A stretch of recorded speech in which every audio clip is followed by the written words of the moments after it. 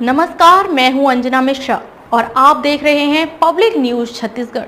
आइए शुरुआत करते हैं आज की प्रमुख खबरों की ओर। छत्तीसगढ़ राज्य में आचार संहिता लगने के बाद सक्ती जिला के कलेक्टर और एसपी ने मीडिया के साथ किया प्रेस कॉन्फ्रेंस। जिले में निर्वाचन कार्यक्रम व आदर्श आचार संहिता के संबंध में विस्तार से दी गई जानकारी।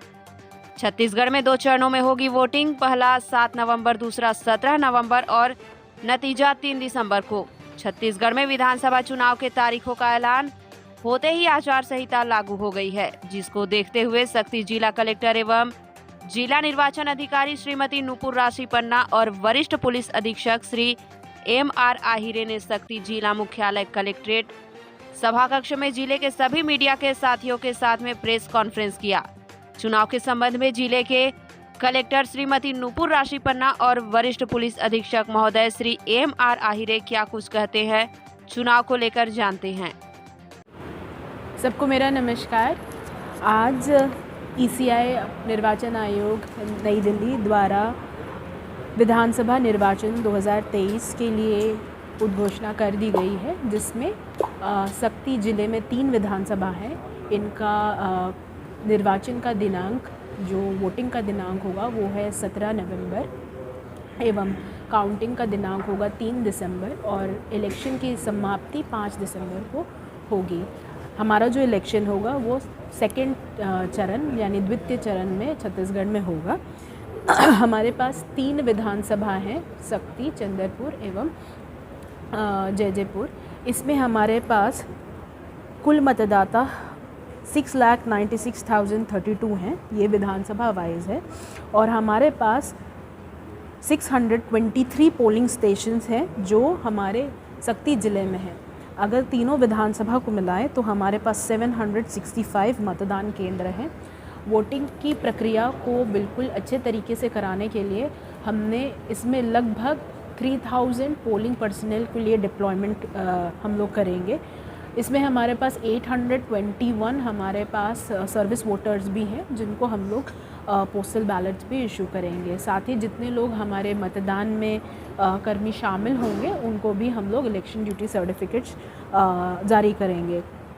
आज दिनांक ECI के घोषणा के उपरांत आदर्श आचार संहिता MCC लागू हो जाती है, जिसमें आज के दिनांक से संपत्ति विरूपण की कार्यवाही स्टार्ट हो गई है और विभिन्न एरियाज़ में जहाँ जहाँ पर पॉलिटिकल पार्टीज़ के द्वारा अपने प्रचार प्रसार के लिए किसी भी प्रकार के शासकीय कार्यालय में या कुछ प्रचार का सामग्री रखा है या किसी निजी जगह पर रखा है, तो नियम के अनुसार ही उनके विरूपण की कार्यवाही की जा रही है। साथ ही धारा 144 दैट इज़ 144 लागू कर दी गई है, जिसमें किसी प्रकार का जुलूस या किसी प्रकार का अगर प्रचार प्रसार किसी को करना है या किसी प्रकार का सम्मेलन है तो उसमें भी नियम के अनुसार ही कार्रवाई करनी है। किसी प्रकार का अगर प्रचार प्रसार करना है तो या तो गाड़ी या स्थल का चयन या हेलीपैड का आरक्षण अगर किसी को करना है तो वो सुविधा ऐप के थ्रू कर सकते हैं और आवेदन को प्रोसेस किया जाएगा। हमारे तीनों रिटर्निंग ऑफिसर्स जो तीनों विधानसभा में हैं उनके द्वारा रेजोल्यूशन दिया जाएगा। साथ ही किसी प्रकार का अगर निर्वाचन संबंधी कंप्लेंट्स किसी को है तो 1950 नंबर पर वो लोग डायल कर सकते हैं और साथ ही सी विजिल के ऊपर वो लॉगिन करके उसमें भी अपने कंप्लेंट्स को जाहिर कर सकते हैं। साथ ही यहाँ पर हमने प्रेस कॉन्फ्रेंस भी ले ली है और हमने ये भी बताया है कि फेक न्यूज़ और पेड न्यूज़ के लिए अगर किसी प्रकार को किसी को भी पता चलता है तो वो हमारे संज्ञान में लाए ताकि उसका परीक्षण हम लोग कर पाएँ। आशा करती हूँ कि सभी ज़िलेवासी इस मतदान में आगे बढ़ चढ़ कर के अपना वोट देंगे। कुल जिस ढंग से भी चुनाव आयोग के प्रेस कॉन्फ्रेंस के आधार पर आज से मॉडल कोड ऑफ कंडक्ट लागू हो चुका है। आज प्रेस मीटिंग के माध्यम से आप सभी लोगों को इसके बारे में जानकारी भी दी गई है। पूरे सक्ती ज़िले में चुनाव को लेकर हमने पूरी तैयारी कर रखी है और इसमें विशेष रूप से जो चुनाव आयोग के निर्देश हैं उसके हिसाब से हम लोगों ने जितने भी लघु अधिनियम के तहत जो कार्रवाई करना था, अवैध रूप से आर्म्स के खिलाफ, इलीगल जो एक्साइज है जिसमें आबकारी एक्ट से रिलेटेड चीज़ें हैं और NDPS से रिलेटेड चीज़ें हैं, वो सभी माइनर एक्ट में जितने भी कार्रवाई करना है अधिक से अधिक इसमें कार्रवाई कर रहे हैं। मोटर व्हीकल चेकिंग कर रहे हैं। सभी आर्म्स जो लाइसेंसी वेपन है थाने में जमा कराने की भी प्रक्रिया शुरू कर दिया गया है। क्योंकि चुनाव आयोग के इसमें आदर्श आचार संहिता लागू होते ही सभी समस्त अधिकारी कर्मचारी चुनाव आयोग के अधीन हो जाते हैं डिप्यूटेशन पे, और लगातार इसमें हम चुनाव किस ढंग से शांतिपूर्ण और free fair and peaceful election कैसे हो उसी पर ही हमारा मेन फोकस रहता है।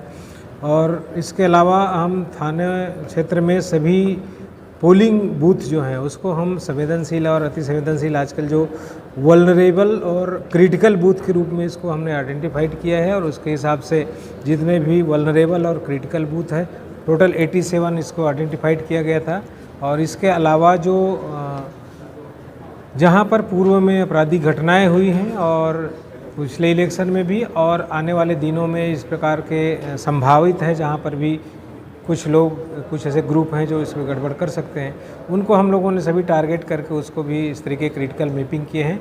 उसके हिसाब से हमने सेंट्रल पैरामिलिट्री फोर्स के अलग से डिमांड किया है और सेंट्रल पैरामिलिट्री फोर्स उस हिसाब से हमको मिलेगा और उस ढंग से हम लोग वहाँ पर डिप्लॉय करेंगे। जितने भी ज़िले में गुंडे बदमाश निगरानी बदमाश है उसके खिलाफ पुलिस लगातार कार्रवाई कर रही है, और आने वाले दिनों में वो सभी ऐसे लोग जो गलत कार्यों में लिप्त हैं उनके खिलाफ पुलिस सख्ती से कार्रवाई करेगी, चाहे वो संपत्ति विरूपण का हो या इस प्रकार के जो वाहनों में अनावश्यक अपना पहचान चिन्ह लेके चल रहे हैं उनके खिलाफ भी। तो सभी प्रकार की चीज़ें जो चुनाव आयोग के निर्देश के आधार पर होगा वो पुलिस मुस्तैदी से अपना कार्य करेगी और लगातार चुनाव शांतिपूर्ण ढंग से संपन्न हो इसके लिए हम प्रयास करेंगे। जिले की कुल जगह और अपने संदर्भ से चिन्हांकित किया गया है।